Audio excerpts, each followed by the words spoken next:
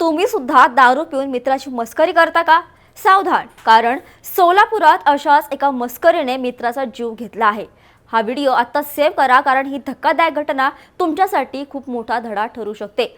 अक्कलकोट रोडवरील समाधान नगर परिसरात मित्रांसोबत दारू पीत बसलेल्या एका तरुणाचा किरकोळ वादातून खून करण्यात आलाय. मस्करी सुरू असताना मोबाईल देण्याघेण्यावरून वाद झाला आणि संतापलेल्या मित्राने शेकुंबर नदाफ यांच्या डोक्यात थेट मोठा दगड घातला.